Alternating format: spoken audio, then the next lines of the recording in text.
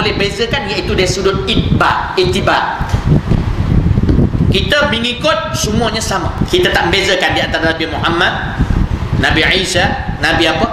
Kita tidak bezakan, iaitu daripada sudut mengikut apa yang telah diturunkan oleh Allah kepada beliau, mereka. Tapi yang boleh dibezakan dari sudut mahabbah. Yang kita duk puji selawat Nabi SAW dengan buat maulid apa sebagainya, ini daripada sudut mahabbah.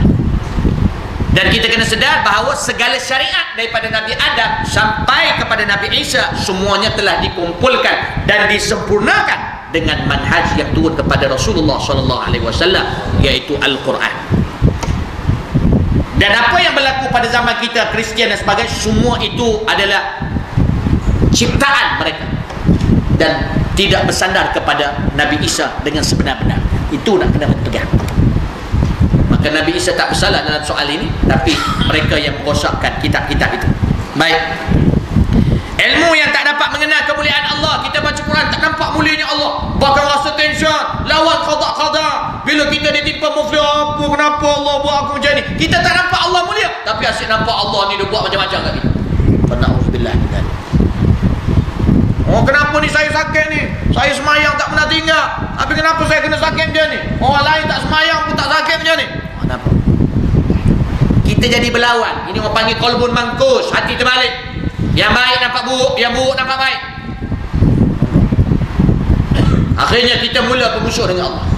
Oh, kita bercakap Masya Allah, tapi tiba-tiba sampai satu masa terbukti. Karena itu Allah kata, wa minan nasi may yu'jibuka qawluhu fil hayatid dunya wa yushhidullahu ala ma fi qalbihi wa huwa aladul khisab. Ada setengah manusia yang dekat dunia dia bercakap bukan main lagi, tapi Allah yang bersaksi bahawa hatinya penuh permusuhan dengan Allah. Dalam hatinya tak puas hati dengan Allah banyak, tak puas hati dengan hukum-hukum Allah banyak, tak puas hati dengan apa yang didatangkan oleh Rasulullah SAW banyak. Kerana itu kita nak kena hati-hati, tuan-tuan yang dirahmati Allah. Minta na'udzubillah, minta kita dijauhkan daripada masuk dalam golongan itu. Maka kerana itu, tuan-tuan rahmati Allah, bila kita baca biar nampak. Kerana itu Allah SWT kata apa? Yudhillu bihi man yasha wa yahdi bihi man yasha. Allah kata, inna Allah la yastahi an yadriba mathalan ma ba'udatan fama fawqaha fa amma alladhina amanu fa ya'lamuna annahu al-haqqu min rabbihim. Allah kata, aku tak malu nak bagi perumpamaan dalam Quran, walaupun sebesar serangga pun, atau lebih kecil daripada tu, atau lebih besar daripada tu. Fa amma alladhina amanu fa ya'lamuna annahu al-haqq.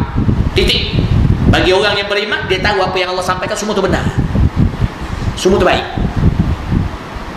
Wa ammal ladzina kafaru, tapi orang yang kufur pada Allah, yang ingkar pada Allah, wa ammal ladzina kafaru fa yaqulu namadza arada Allah bi hadza mathala. Apa ni Allah bagi perumpamaan ni? Apa ni? Tak boleh terima benda ni, tak boleh. Maka Allah kata Quran ni jadi apa? Yudhillu bihi man yasha. Allah menyesatkan orang dengan perumpamaan-perumpamaan dalam kalam-kalam Allah dan dalam Al-Quran. Dengan Al-Quran tu siapa yang dia nak. Wa yahdi bihi man yasha, dan Allah beri petunjuk dengan Al-Quran pada siapa yang dia nak. Ada orang baca Quran hebat, suaranya sedap, Masya Allah, tapi kemungkinan dia baca Quran dia sesat dengan Al-Quran.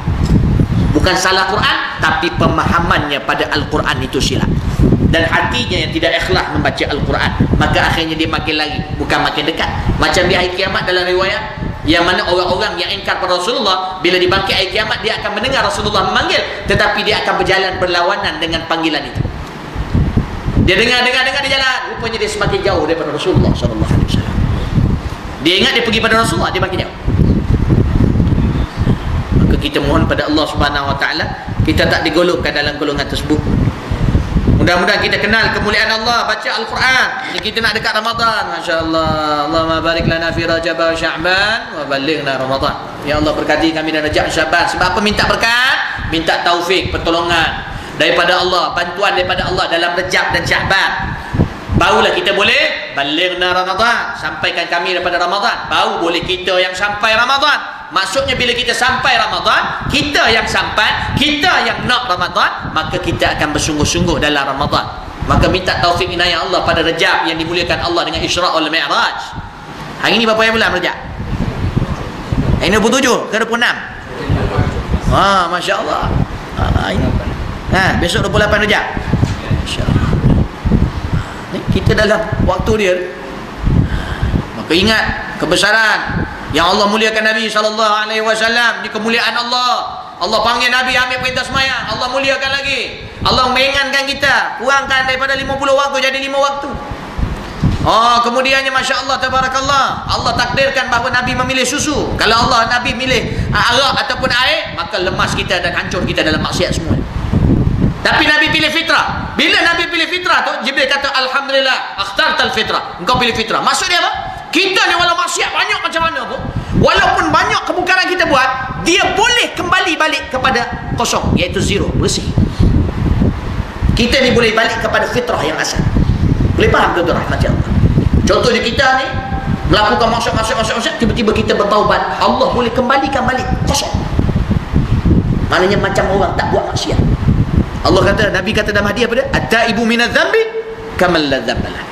Orang yang bertaubat daripada dosa seperti tak ada dosa. Masya Allah, tabarakallah.